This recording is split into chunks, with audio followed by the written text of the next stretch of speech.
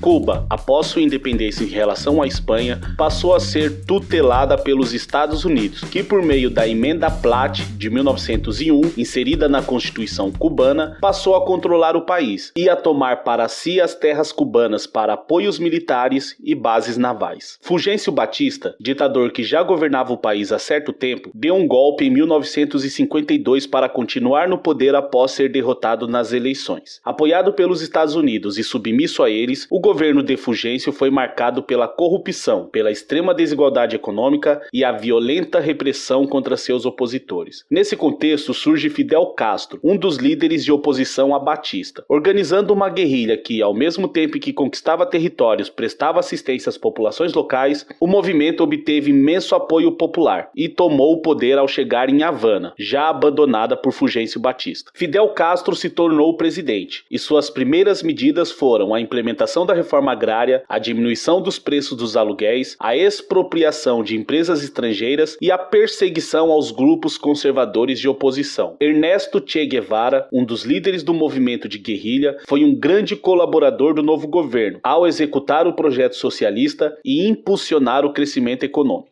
Entre os resultados da Revolução Cubana, podemos destacar a mudança nos costumes e práticas sociais, inserindo as mulheres e minorias na política e nas decisões coletivas, os avanços sociais, possuindo até hoje os melhores indicadores de saúde e educação da América Latina e entre os melhores do mundo, e o cerceamento da liberdade de expressão, do qual é acusado o governo, apesar de diversos expoentes cubanos criticarem publicamente a política do país sem qualquer tipo de punição. Fidel Castro governou até 2008, quando renunciou por motivos de saúde, sendo sucedido por seu irmão e companheiro de guerrilha Raul Castro. 10 anos depois, o país elegeu um novo presidente. Antes da Revolução, Cuba era um país extremamente pobre, com uma população camponesa faminta e sem qualquer tipo de assistência. É muito comum que os críticos da Cuba atual exibam fotografias de belos centros urbanos cubanos antes da Revolução, mas a verdade é que essas belas paisagens eram pontos turísticos, onde estavam instaladas empresas estrangeiras e frequentados pela elite estadunidense que usufruía das praias, dos hotéis e do luxo obtido às custas da pobreza perpetuada nas regiões mais distantes. A Revolução afetou principalmente os estadunidenses, que, além de verem prejudicados seus negócios, se sentiam ameaçados pela instalação de um governo socialista a poucos quilômetros do país. O sucesso da Revolução também poderia influenciar movimentos semelhantes por toda a América Latina, o que não poderia ser tolerado por eles. A retaliação dos Estados Unidos veio com a interrupção da compra do açúcar cubano, cuja venda dependia do comércio entre eles até então. Em janeiro de 1961, os Estados Unidos romperam as relações diplomáticas com Cuba e, em abril do mesmo ano, promoveu a invasão à Baía dos Porcos na tentativa de depor Fidel Castro, onde fracassou. É imposto então um embargo econômico à ilha, em que os Estados Unidos proibiu qualquer empresa ou nação amiga de comercializar com os cubanos, tentando sufocá-los economicamente. Mais uma vez fracassou, quando a União Soviética passou a apoiar e amparar economicamente Cuba. A crise dos mísseis foi o auge dessa disputa, quando os soviéticos instalaram mísseis nucleares em Cuba, em resposta à colocação de mísseis na Turquia pelos Estados Unidos. Foi um momento de grande tensão, onde a opinião pública acreditava que uma guerra nuclear poderia ocorrer a qualquer momento. Após intensas negociações diplomáticas, o conflito foi resolvido, com a União Soviética retirando os mísseis de Cuba em troca da retirada dos mísseis da Turquia pelos Estados Unidos e da promessa de que os estadunidenses não intervissem mais no governo cubano.